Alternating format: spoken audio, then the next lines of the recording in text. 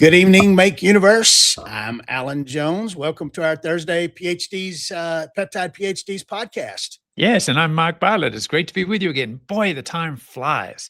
But this is the Peptide PhDs where science meets real life. And, well, we're your weekly deep dive into the fascinating world of natural bioactive peptides. And I feel like it's worth saying because we've kind of morphed a little bit, haven't we, Dr. Allen? We used to sort of be very sort of ingredient focused in our podcast, but we've kind of lightened up a little bit, haven't we? Yeah, we have. We've kind of changed our focus a little bit. We're still totally focused on bioactive peptides, but now we're kind of more, Dr. Mark, more about the big picture. Kind of, we look at energy and focus and strength and sleep and stress resilience and hydration and really it's kind of that whole big, beautiful biochemical symphony of wellness that we're really focused on. Well said. Man, we need to canonize that, the beautiful biochemical symphony of wellness. Yeah, exactly. And here on the Peptide PhDs, we're trying to decode the science for you, right? Bust the myths, explore how peptides can support, not necessarily replace, but support your body's own amazing design. So I guess think of us as your science-savvy guides to better living, aging smarter, staying curious of all things too. Yeah, absolutely. So, Dr. Mark, this week on the podcast, we're kind of continuing our conversation on the 4 pillars of health. And really we're discussing tonight exercise, which, as you know, is one of my favorites. As a muscle physiologist, it's kind of, one of my things, right? Absolutely. And just to refresh everyone's memory, 2 weeks ago, we talked about the 4 pillars of health, right? Which are, if you guys are listening, I'm going to pause for a second so you can all kind of say it to yourself, right? So the 4 pillars of health, kind of like that table with 4 legs. If one leg is missing, then it's not an ideal situation. Right, so diet and nutrition, number 1. The next one was exercise or movement. The third one is sleep, and the fourth one would be sort of your mental, social stress. I don't even know the one word that we're calling it right now, right? So it's really important to dig into each one of these. So last week we dug into diet and nutrition. Hopefully we gave you kind of a different perspective there and made it easy. Today, what are we talking about? I think this is the area where our exercise physiologist, our muscle physiology guy is going to be like taking the lead, right, Dr. Allen? Yeah, that's right, Dr. Mark. And tonight we're really going to zoom kind of way out and talk about where this idea of working out came from. We're going to discuss why muscle matters so much for health and longevity, and even how this connects, very interestingly, with a biblical view of work and the body. I love that because, any kind of ancient reference is kind of cool. And it is funny that you said, where did working out come from? So I think there's maybe some fun stories we can share with you, not only from like ancient times, but even fairly recent history. There's some pretty funny stories about how we viewed working out and exercise. And we'll talk about that in the context of peptides a little bit later on. We're going to have From the Petri Dish, where we answer some of your questions.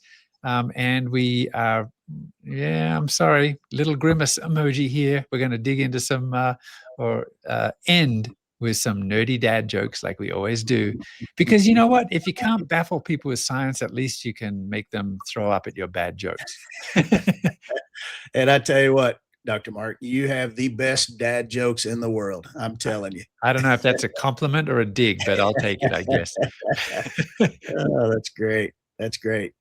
Well, so let me start by just asking you a question. And we're kind of getting into this modern invention of working out, gyms, machines, step counters, Pilates machines, and so on and so forth. But from an immunologist perspective, how does exercise impact immune health? Thanks for asking. Actually, I think that's one of the things that I love about our collaboration on this podcast is that, I view kind of the world of peptides and health from an immunologist, cell biologist point of view. That's my training. Your training, Dr. Jones, is biochemistry. Kind of, we both have that background, but then your PhD is in sarcopenia and muscle health. So we do have a different way of looking at the world, and we're not ashamed of that. I think it sort of it dovetails really nicely right here on the Peptide PhD podcast. So yeah, think about it this way.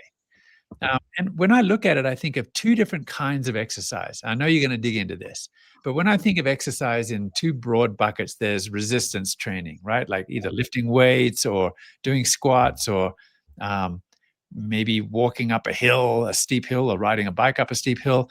That resistance training, that then causes the release of myokines. That kind of motion is very interesting, because myokines are these little peptide or protein messengers that are excreted from the muscle that are a direct result of that work, that mechanotransduction that happens. And so there are these little molecules that are known to immunologists, like interleukin 6, which can be pro-inflammatory, but in the context of this muscle myokine isn't. IL-15, kind of an anti-inflammatory cytokine. Irisin, which again is kind of leads to anti-inflammatory peptides like IL-10 and immune cell maintenance. So when you flex those muscles and they're resisting, they are sending messages to the immune system. Now think of this. I love to think of things in terms of evolutionary biology. So your body is designed perfectly to anticipate injury as a result of your activity. Yeah, I mean, that's just, what a perfect design. So you're out there hunting or in the farm or whatever it is that you're doing, even sort of modern life, you're on a tractor or you're herding cows, you could fall and imagine a stick sort of sticks right in your quadricep or in your heel or something. The body has already prepared for it. The immune system is boosted, and even growth factors for the skin to promote healing. Now let's switch to aerobic exercise. Now you look at it from a different point of view. Like I look at it then from a hematology point of view. You've got blood vasculature, like this plumbing that's going through the system. And that plumbing has red blood cells, but that's where all your immune cells live. So imagine you go for a heart rate of, say, resting heart rate of 50 or 60, suddenly to 150. The amount of blood that is pumped through the system, it causes this shear stress. And it causes the endothelial cells, the cells that line the blood vessel wall, to start secreting things, and enzymes start to regulate, and that impacts inflammation. Like the body says, if I don't fix that, you're going to have an increase in inflammation. So it inhibits some of those inflammatory markers like NF-kappa B and reduces the immune adhesion. So here's the next thing that happens, which I'm sure, wow, a loaded question, right? You expected a 2-minute answer. I'm giving you a 20-minute answer, but this is just gets my my immunology digestive juices flowing. So we used to actually, in the cancer immunology lab that I worked on, we would isolate T cells and culture them in an incubator. Now, you all know what the body temperature is, right? Everyone knows that it's like, 98.6 degrees. Right. And scientists say that's 37 degrees, right? 37 degrees Celsius. Yep. And but we would incubate these T cells at about 40 degrees C, which is a mild fever in a human, because that's when they work best. These immune cells actually, from an evolutionary perspective, we have maintained this kind of fever situation. That's where these cells work really well. When you're running or exercising, you actually do experience a mild hyperthermia, or a slight increase in temperature. That causes the release of heat shock proteins. It enhances T cell activation and antigen presentation. So, well, you asked, I'm sorry that you asked, but there is definitely like this very cool crosstalk between exercise, whether it's just resistance training or aerobic exercise, and the immune system. It's really an amazing dance. Yeah. So, okay, enough about me. Let's ask that same question to from the perspective of an expert in sarcopenia and muscle physiology. Like, how does exercise impact metabolic health from your perspective? Yeah. We've talked a lot in the past about metabolic flexibility, metabolic resilience. And really you start to ask, okay, what does that mean from the perspective of, the people watching this? Because you and I know what resilience is. We know what metabolic flexibility, but when you look at exercise and how it improves metabolic health, it does so by essentially transforming our muscle mass from this somewhat of a kind of a passive sink for glucose disposal into a very, very highly sensitive, highly insulin sensitive, I should say, endocrine organ that orchestrates the energy homeostasis of our entire body. And so it has a massive, profound effect on our metabolic health. Now, when you think of skeletal muscle mass and you think of insulin sensitivity, you got to understand this. Skeletal muscle is the primary site for postprandial, that means post meal, after we eat, glucose disposal. And it actually utilizes more than 80% of the glucose ingested in our diet. And so if you think about that and our muscles are not working properly, that muscle insulin resistance, which means we're not taking up glucose properly, is a key component of the pathogenesis of type 2 diabetes. And so think about it from the aspect of resistance training now and understand that resistance training actually enhances insulin sensitivity. It improves our glucose tolerance. It lowers our blood pressure, and it directly reduces metabolic syndrome risk. And so this explains why exercise can benefit people with diabetes and improve their health so massively. Now, you mentioned myokines, and we have talked a lot about myokines in the past, and I'm a huge, huge fan of the myokine. Now, you got to understand that myokines are secreted by contracting muscles. In fact, our contracting muscles secrete more than 600 myokines, and they act on our organs such as our brain, our heart, our liver, our adipose tissue, pancreas. Virtually every organ in the body, even our microbiome, is impacted by myokines. But those myokines actually help regulate glucose. They regulate lipid metabolism. They help to basically reduce inflammation. So they have a very profound effect on our total body well-being and our metabolic health. But they also do another thing, Dr. Mark. They do this. They actually promote mitochondrial biogenesis as well. They also help to activate our satellite cells, which satellite is another name for stem cells in the body. So exercise actually enhances stem cell activity or satellite cell activity. And basically, from a sarcopenia point of view, exercise actually helps to reverse that muscle atrophy that's associated with sarcopenia. So exercise has a lot of benefits, from our metabolic health, whether it's, increasing our mitochondria content, which you think about mitochondria, what do mitochondria do? They produce energy. Every cell in the body is energized through mitochondria. So it increases our oxidative capacity. It increases our ability to utilize glucose and fat for energy. Exercise is it when it comes to our metabolic health. I love that. Like when you think, the average person thinks about exercise and they go, well, I know it's good for me. Yep, it's the fourth pillar of health. And why do I exercise? It's because, it makes me feel good and maybe makes my muscles stronger and bigger. Yeah. And, I can run further. And everyone wants to be fit. And that's really all you need to know. But, I don't know if our listeners have sort of heard this perspective before, but the amount of stuff that's going on under the surface, the biochemistry and this like peptide and protein communication that it unleashes in the body to help the immune system, to help with balancing and buffering your metabolism, basically increasing the length of your life. And so we, in that sense, are the opposite of any typical machine that a human would invent, right? You think of putting miles on your car, the more that you work the engine, the more that you use a device, the more it wears out. You have to get a new one soon.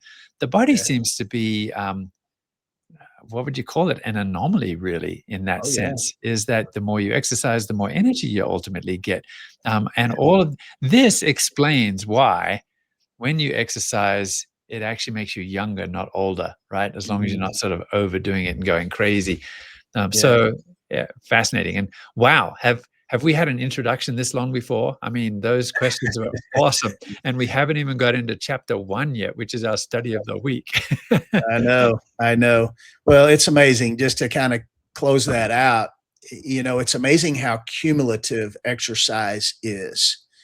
And it truly is. The more we exercise to a point now, we don't want to overdo it. We don't want to overwork, because there is a point to where you can actually overwork yourself into damaging your immune system, and you can overwork yourself into damaging muscle mass.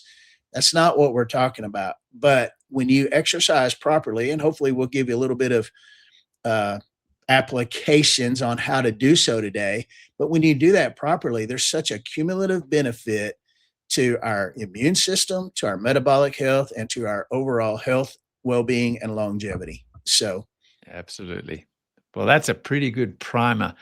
And so let's dig into chapter 1, which is our study of the week. This is hot off the press. You found a really nice study, a 2025 study, if not mistaken, right? So right. This year, and it's the title is, we love reading the titles because this is what makes your eyes glaze over. And we take great pleasure in opening your eyes again and saying, it's not that difficult. The impact of physical activity on weight loss in relation to the pillars of lifestyle medicine. And this is a review paper. So you know that some papers are like, just a new experiment that we did that shed light on, a sort of a new paradigm or thesis. This is a review. So this is one that goes through and looks at the, where are the studies to this date on the impact of physical activity on those pillars of lifestyle. So hit us with it, Alan. You've read this in great depth, and you can tell us a little bit more about it. Yeah. So this is an incredible study, and yes, it literally was just released, in a very short period of time ago. But the primary aim, if you look at this narrative review, is to discuss the impact of physical activity or exercise, primarily on weight loss, but through its relationship with the other 3 pillars of health, or as they describe them in this review, lifestyle medicine. And I have to say, that is not an inaccurate description, lifestyle medicine, because we have to think of food as medicine. We have to think of exercise as medicine. We have to think of sleep as medicine. We also need to think of our emotional and mental health as medicinal as well, because all those things are very important. And let me shed some light on that too, right? I mean, this was one of the original philosophers who said that food is medicine, right? Let food be thy medicine. But with what we know now, actually food, and now we're talking about actually movement, is more than just medicine. It's actually information. It's information that your body uses, whether it's a colored pigment from a plant, whether it's a fatty acid from a nut, or whether it's movement. This is all information. It just unleashes this vocabulary of peptides and protein communication molecules in the body. This is what I love about this frontier of science that we're digging into here. Yeah. And Dr. Mark, I mean, when you talk about information, it goes back to myokines, right? And that muscle organ crosstalk. Yep. We've just now really started to understand that within the last 5 to 10 years, kind of like the lymphatic system in sleep. We're really just now starting to understand what these things are doing and how powerful they are. Exactly. So yeah, I've got textbooks here, and we could have a podcast that is like, hey, let's read the 1985 biochemistry textbook. It's stuff that we've known for years, but what you're getting from this podcast is actually kind of the frontiers of this science and a new way of looking at the human body. Yeah, that's exactly right. Well, getting back to the study. So the interesting part of this study, and I thought it was great because, last week and the week before when we talked about the 4 pillars of health, one of the things that we talked about and really, really tried to make a very important point of is that homeostasis between those 4 pillars is incredibly important. And we asked the question a couple of weeks ago, which pillar is most important to you? And really, the answer to that question is going to be, which of those pillars am I most deficient in at this very point in my life? And so that's got to be the answer. So if you're deficient in your exercise, that's probably the most important pillar for you at that particular time. Or if you're not getting enough sleep, that's probably a pretty important pillar at that particular point. And so, but this study provides evidence that homeostasis between those four pillars is incredibly important from the perspective of weight loss. And so it takes balance between those four pillars to achieve that optimal health. And anyway, we'll kind of go through, and I love what this study does because it really takes and breaks down, for example, physical activity's role in nutrition, the connection between physical activity and sleep, the psychological well-being in physical activity, social connections in physical activity. So it brings together all of these things, but it talks about how interrelated they are.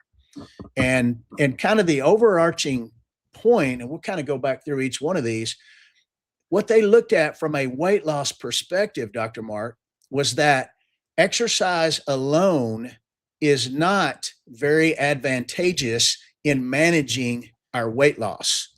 However, when you combine the other three pillars of health with exercise, all of a sudden, guess what? Weight loss becomes not only manageable, sustainable, you're able to keep it off, and it becomes life-changing at that point.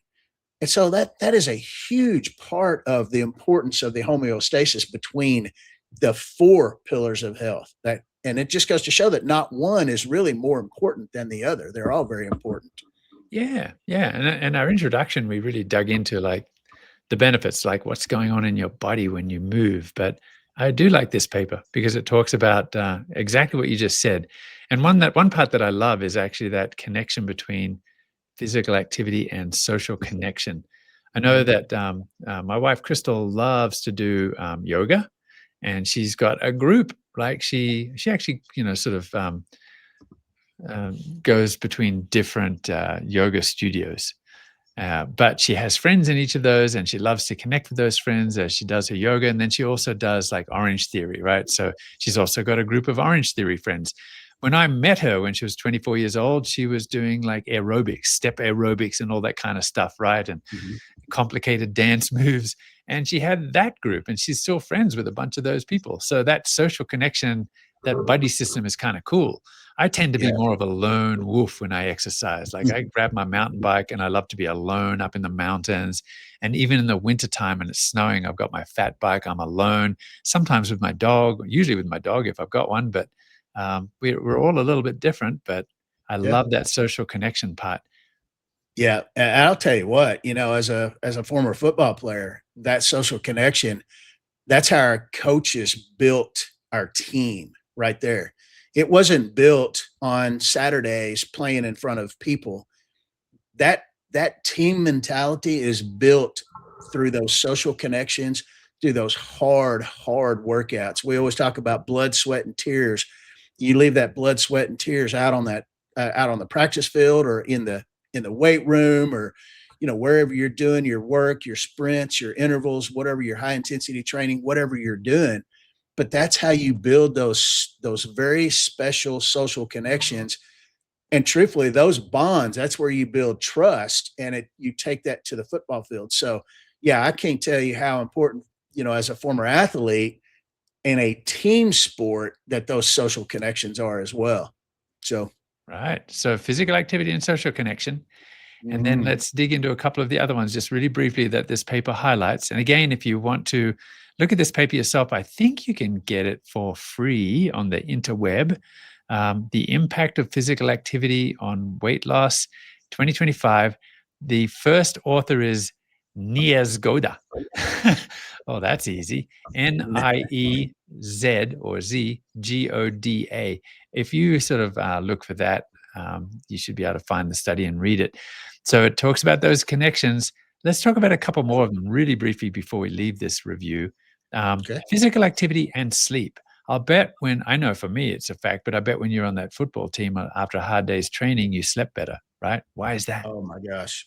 Yeah, well, anytime you're working that hard and you're doing that much, I'll call it damage, because really that's what you're doing. You're damaging those muscle fibers, what they call those little In a microscopic good way, muscle right? tears, in a good way, intentionally, right? And so your body has to have that time to recover. And when you're literally physically exhausted after working out like that, you get the best deep and REM sleep ever from exercise. I Which don't is think so there's cool because it's during that deep sleep, as we've already discussed, that your body is producing the very growth hormones and Mhm. other messengers that are going to heal and grow the muscle. Yep, that's right. That's exactly right.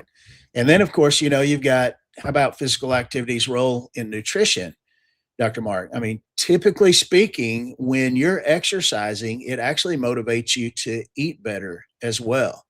So, Yeah, I wonder how much of that is subconscious and how much of that is conscious. Like mhm, when you think about it, okay, my body is now more like a performance machine, right? It's more of a sports car than an old jalopy, right? So the old mhm, jalopy might take, like the low octane fuel, but now I'm thinking more about, yeah, I need to perform better. Maybe I yeah, eat better. So some of that's conscious. mhm. Does this review talk about how much of that might be unconscious or just like a happy observable sort of correlation? No, it actually does talk a little bit about the hormonal changes that can occur through exercise, even though they're a little bit, somewhat short lived, which it's exactly what we want, right? We don't want anything to cause that negative feedback loop activation. So I would say that has to do with probably the myokine expression, again, peptide influence into our body.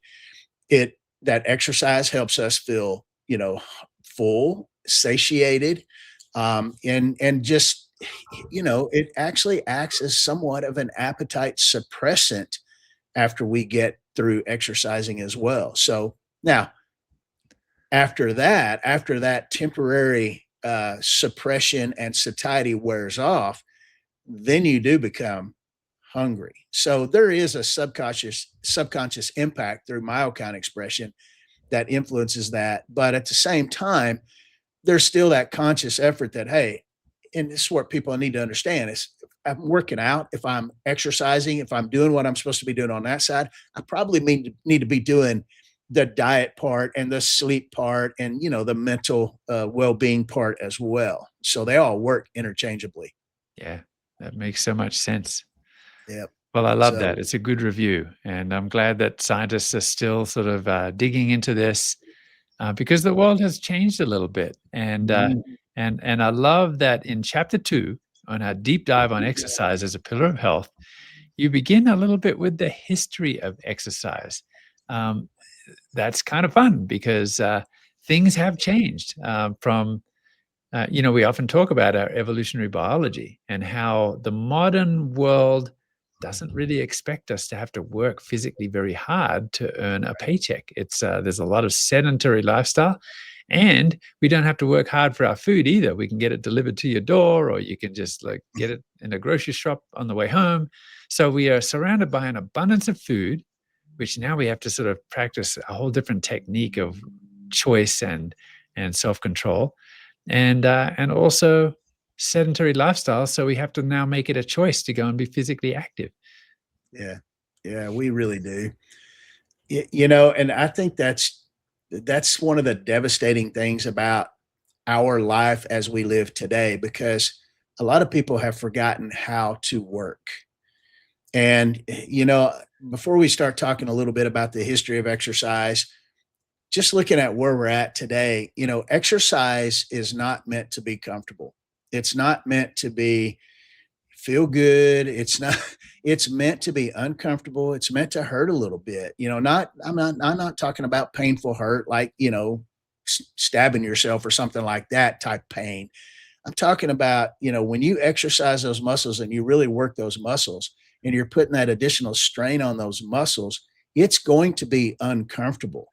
And don't be afraid to be uncomfortable. Also, don't be afraid to sweat, because sweating is such a good detoxifying activity for our bodies.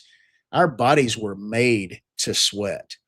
They were made to work, they were made to sweat. So if we're not exercising hard enough to sweat, we're probably not exercising hard enough to get the benefits from our myokine expression and all of those good peptides and proteins that our body can produce.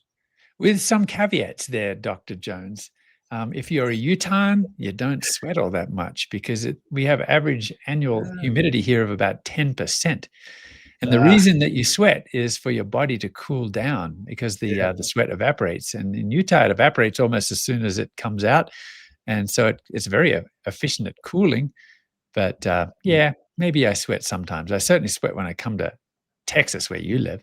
Yeah, well, we don't have any problems sweating out here, I will tell you that. So anyway, well, how about we start with a little bit of history? Tell us more about it. This is your field.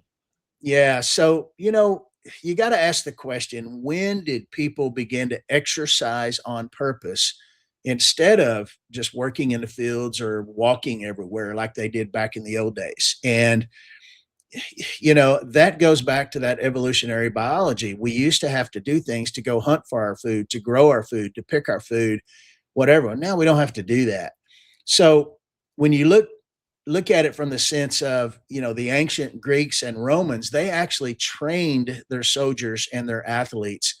And then you had physicians like, is it Galen? I know you'll know this. Okay. Galen, Yes, I believe it's Galen, who recommended loaded movements with actual, he was the guy that invented the very first dumbbells for strength and rehabilitation. So you even have it back in the ancient times with the Romans and the Greeks, but they saw it not really as kind of exercise like we do today, like but muscle more building, right? It wasn't about big muscles. It was more about it was more about training to preparation, fight. right? Yeah, Yes. preparation. That's exactly right. And so, then you look at the Bible, 2000 plus years ago, even the Bible has a lot to say about work and our bodies and how important discipline is. So it appears it's like one of the like right in Genesis, right? When Adam and Eve were in the Garden of Eden and they were being sort of sent out of the Garden of Eden, and God said, by the sweat of your brow, right? That's You would right. obtain your bread or something. I can't remember. I should be able to quote it. But that maybe some of us see that as like, oh, dang, he had it so easy. And, he could just pick the fruit and now we have to work. We see that as kind of a negative thing. But I think more and more we have learned that work gives us purpose and strength and character. It's actually a good thing. Yeah. Oh, I agree. I agree. And then, when you look at how the New Testament talks about physical training, it does something really neat in the New Testament. It talks about how physical training is of value, but it contrasts that with a godliness, which has value for all things. So that doesn't dismiss exercise, biblically speaking, but it puts it in its proper place. That's kind of what we were talking about a while ago. Too much, becoming obsessed with it is not good. And so we shouldn't obsess over exercise, but use it as a tool to optimize our health, just like we do our peptides. Our peptides are here to optimize our health. Well, so is exercise. So is our diet. So is our sleep, all of those things. I think there's a message in that for sure. Like, we want to be physically healthy. We want to look good, but it doesn't become the be all and end all, right? So I'm going to take that as a challenge to do no more duck lips on my social media and my TikTok. Oh my gosh. No, that's awesome. Well, so then you look at that, like the early 1800s and 1900s. This is when we see kind of the beginning of that, quote, physical culture. And, you had that, remember back in the days of the carnivals, you had the strong men, they were performing their heavy lifts. And, people like a guy named Eugen Sandow, he was considered the first modern bodybuilder who turned strength into something aspirational and even aesthetic, not just functional like the ancient Romans and Greeks did. And then by the mid 1900s, we had guys like Jack LaLanne and Joe Weider. Wait, Jack LaLanne was that the guy who was like juicing all the time and stuff, right?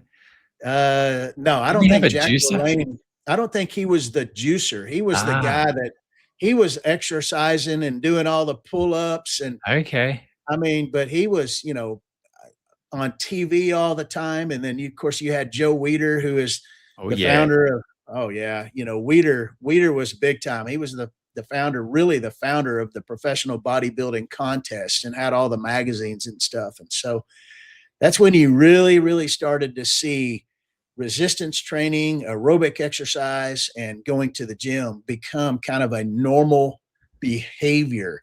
So it wasn't just something for soldiers and circus performers anymore. Yeah, that was like Jane Fonda, right? She had all those videos, and aerobics sort of became popular. And who is Exactly. that guy with the curly hair? Um, Oh, yeah. Oh my gosh, what was his name? I can't even remember his name. oh goodness. Uh, oh my gosh. Anyway, yeah. I promise everybody watching tonight's going to know the answer to that. Put that in the comments, please. Richard Simmons. That's it. My Yeah. calves are burning. Like he just had so many. He always wore his like Oh his my gosh. his singlet T-shirt and his curly Uh, hair, and yeah.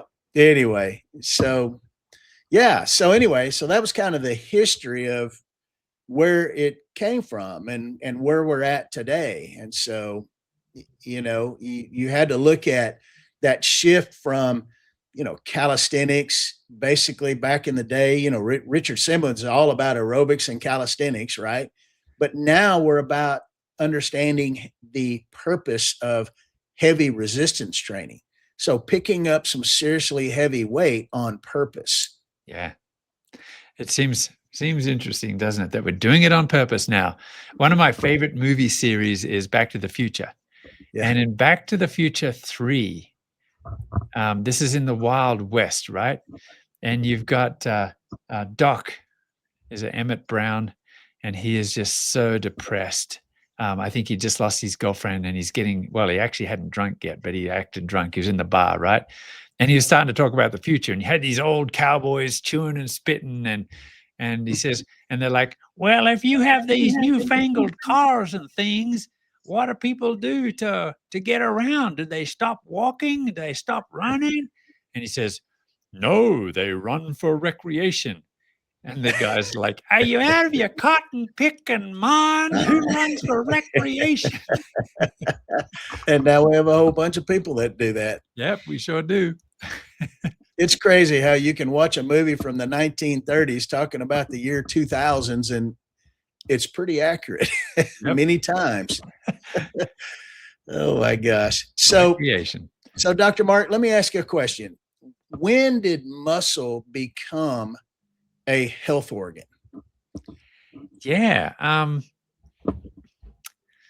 That's a good question. I think it's really a fairly recent thing, right? So we knew that muscle was important. And like in ancient times, like you said, they would train the soldiers, and they knew that it was preparation, not really to sort of get big muscles, right?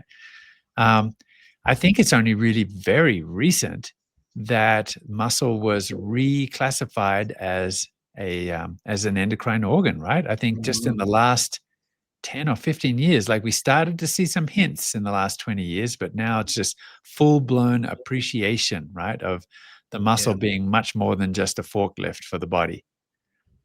Yeah, it is. And, then, for example, like in the 2000s, I mean, within the last 20 years, we started getting this concept of sarcopenia. And, it's interesting when you think about the age-related loss of muscle mass, function, and strength. You think, well, or I would say most people think that that's just an inevitable part of aging. And what we're finding out is that it's not inevitable. It's something that you can not only prevent, you can actually reverse it as well. And that's interesting from the perspective that the only two ways that you can prevent and reverse sarcopenia, or the loss of muscle mass, is through diet and exercise. That's it. There are no pharmaceutical interventions. There are no drugs. Big Pharma doesn't have a solution for that. And that's probably one reason that we really don't know a lot about it, is because if pharmaceutical companies can't make money off of it, there's no reason for them to focus on that, right? Yeah. But when they really started noticing that people were losing muscle mass, they noticed that they had less muscle, they had weaker grip strength, and hand grip strength is one of the ways that you can easily monitor and diagnose the early onset of sarcopenia. But when they started to understand that, they started to notice that people that had a weak hand grip strength were more likely to fall. They were more likely to become frail. They were more likely to be hospitalized. They even died sooner. So their mortality rate their mortality morbidity levels actually increased as well, which is not good. But today we're actually knowing that sarcopenia is a significant health condition that causes a tremendous burden on our healthcare. In fact, sarcopenia alone costs our healthcare system in the United States about $60 billion additional dollars annually. It is that massive of an impact on our healthcare system. Yeah, that's so interesting, isn't it? Because I really like the change in emphasis too. We used to think that sarcopenia was either related to cancer, right? Cancer cachexia. Or we thought it was related to old age. You can't avoid it as you get older. It's just, it's undeniable that there's more muscle mass loss. So sarcopenia, age-related sarcopenia, and there's nothing you can do about it. And now we clearly know that there is. When it comes to age, you don't have to lose muscle. There are some things that do happen as you get older that make it harder to keep the muscle, right? And I don't know if you were sort of thinking of covering that a little later, but let's cover it now a little bit, shall we? Yeah, absolutely. There are a bunch of receptors on the muscle. And so first of all, the movement. The movement sort of activates these mechanotransduction receptors. Every cell has got them. So when you squish or you move a cell, and the muscle cell is no exception, it sends a message to the nucleus, hey, there's something going on here. Maybe you need to build. That's the case with muscle, right? Just the very act of moving the muscle is called mechanotransduction. And then there are growth hormone receptors. There are, at least two different kinds of growth hormone receptors, vitamin D receptors. But there's one called I'm going to call it the nutrient receptor. It's a leucine receptor, right? That's one that it's kind of like a fuel gauge for the cell and says, hey, yeah, there's plenty of fuel in the tank. You've got amino acids in circulation, so permission to build. That's one that as you age, it seems to get a little dimmer. Isn't that right? Oh, it does. Yeah, absolutely.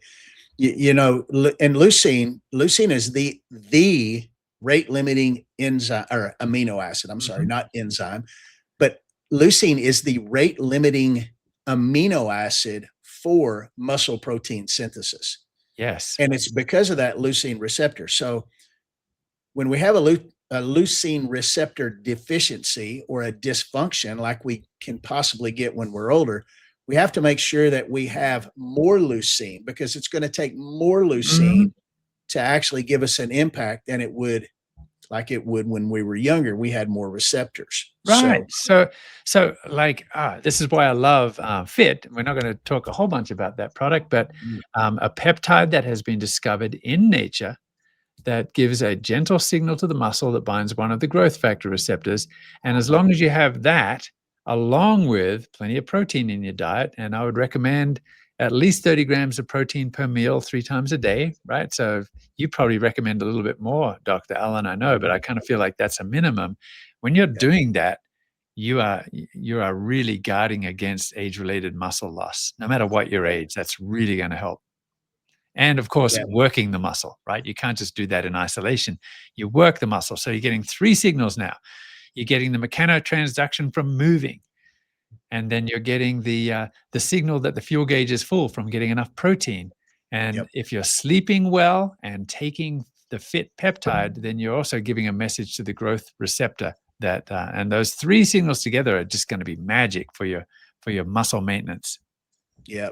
I tell you what, it's amazing with Fit, with Hydrated, with Restored. That combination of products right there is so fantastic for helping us build and maintain that muscle and preventing that sarcopenia. So that little 3 peptide or that little 3 product stack right there is amazing for that purpose. Yeah. Yeah. So I love that we're talking about like movement, but man, Mhm. when you can turbocharge that movement with a few little tricks from nature, it's Yeah. really going to help. And Dr. Mark, I mean, it's about, again, like we always talk about, those products are about optimizing those processes. They're not about replacing, they're not about stimulating, they're not about, you know, taking something and causing that negative feedback loop activation and making those things stop. It's about making them better. It's about optimizing them. And Yes. so body optimization is huge. And so within those four pillars of health, guess what? You can optimize each one of those four pillars through a variety of the different products that we have at Make Wellness. So Yep. supports all four of those pillars very nicely. Yeah. Love it. So Really good application there. yeah. So what do you think about talking a little bit about maybe some types of exercises and some of their benefits and giving people a little bit of applications that maybe they can apply to their daily lives? What do you think? Yeah, I love that. And from the point of view of an immunologist and a cell biologist, I gave you kind of my spin on that. That there's a Mhm. difference, right? That strength or resistance training is quite different to aerobic or cardio, at least on its impact in immune system and cell communication. Right. You probably have a different perspective, and I'm not sure if you talked about that so much as a muscle physiologist. Yeah, well, I mean, look, like you were talking about, you were basically talking about the aerobic exercise or cardio exercise and strength or resistance training exercises, right? And comparing those two. And we have a couple of other types of exercises that are very, very important, but they do different things. Hmm. Now, from the perspective of a muscle guy, I'm really big on resistance training Yes. because I want those muscle contractions. I want those myokine secretion. I want those myokines expressed all over my body, with the exception of that myostatin. I want that myostatin inhibited. I want to prevent muscle protein breakdown.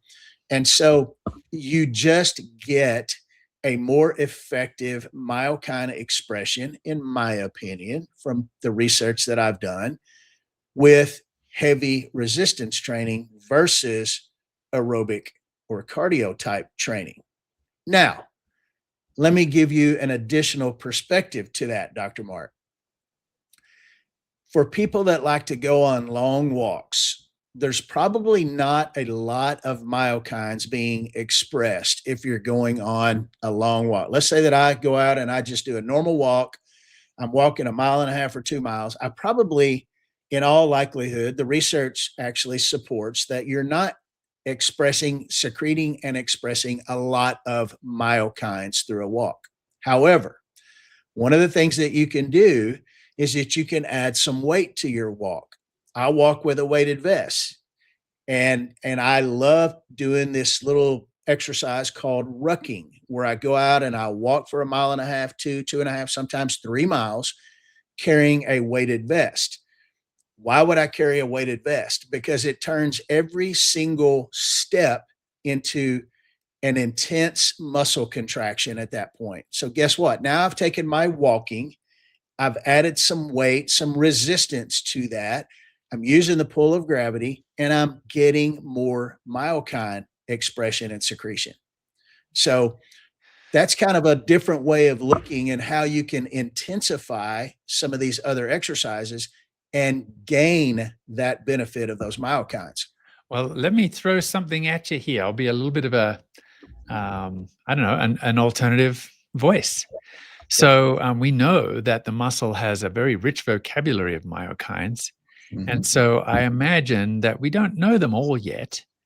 So No. so there are studies that measure myokine production, and maybe there's a higher level. Let's say you compare, I don't know, erison between, say, running a mile or two and maybe doing some resistance training. And maybe you see that there's a more intense release of that. Mhm. But maybe there are other myokines that are, and maybe now you call them exokines as well.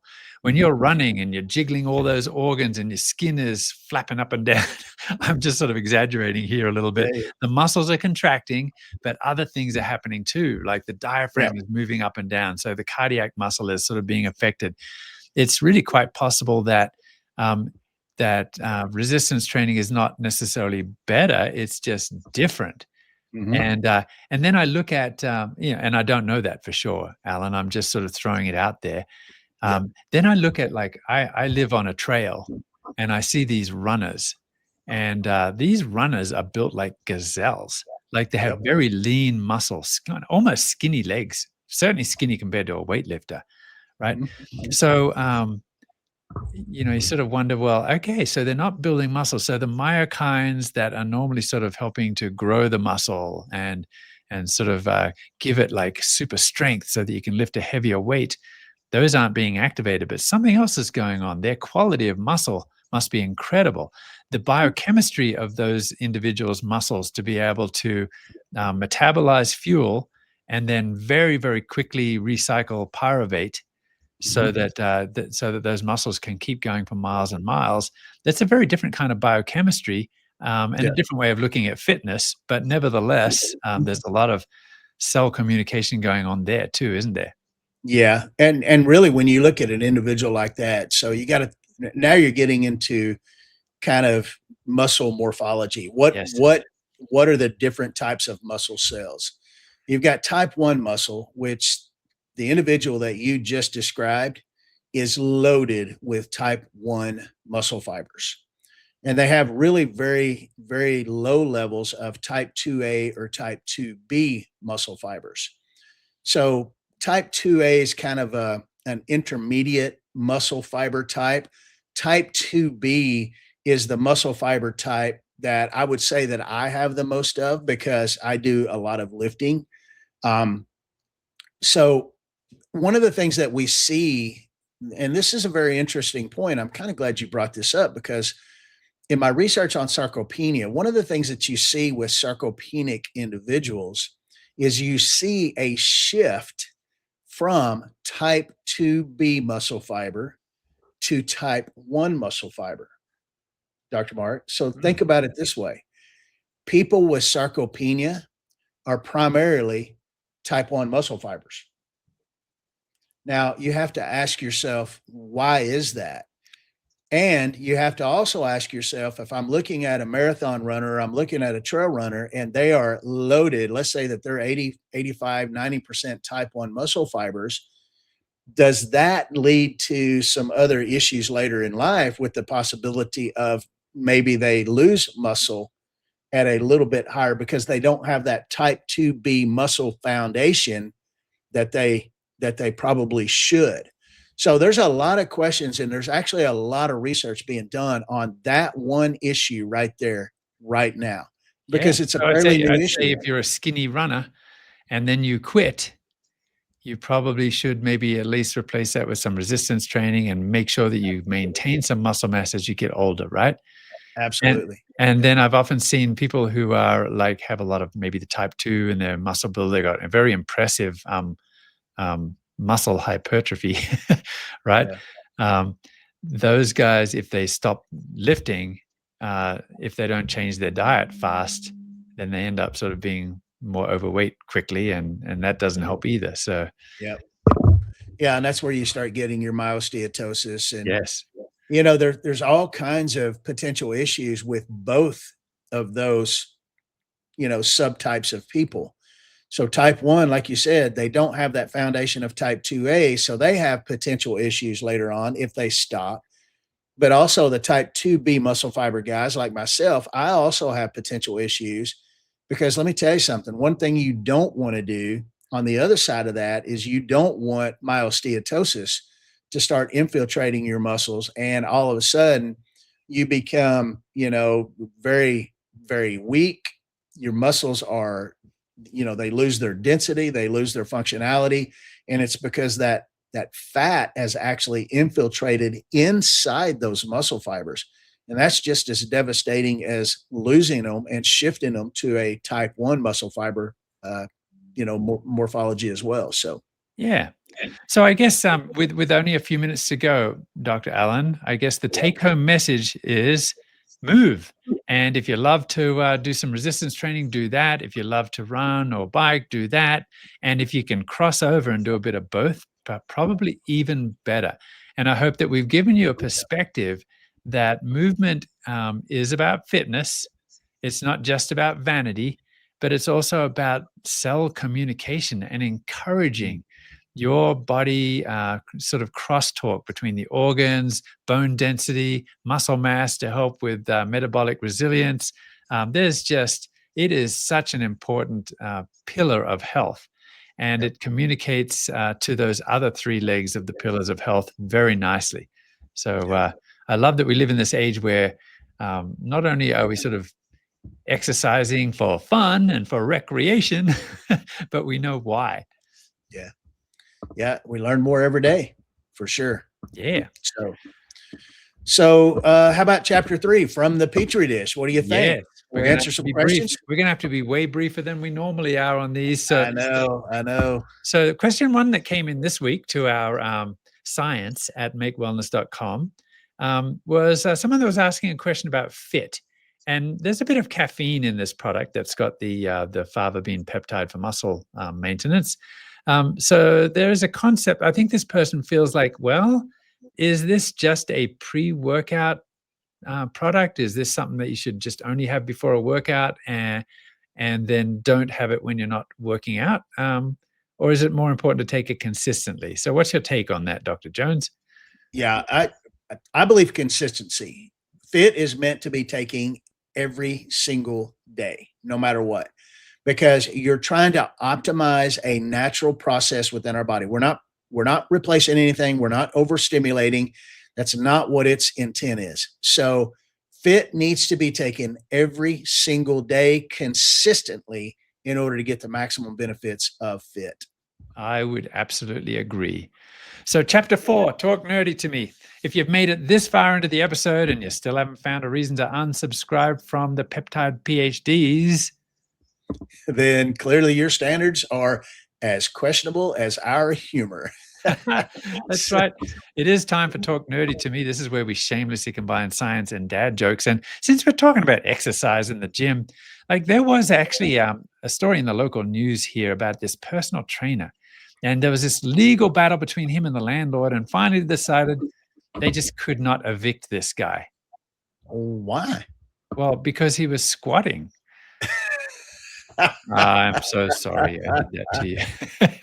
Oh my goodness. Well, you know what, Dr. Mark, my local gym costs $120 for an entire year. Well, that actually seems like a pretty good deal to me, Alan. Well, no, that's $60 a visit. That's not a great deal. Oh man. That's only because you only have your own gym. I know you don't. I know you go more than twice a year. Yeah. So, you see all sorts of crazy people in the gym. I know because I'm a very experienced gym goer. And I saw a total dummy the other day. Why was he a dummy? Well, he put this water bottle right in that holder on the treadmill that's meant for Pringles.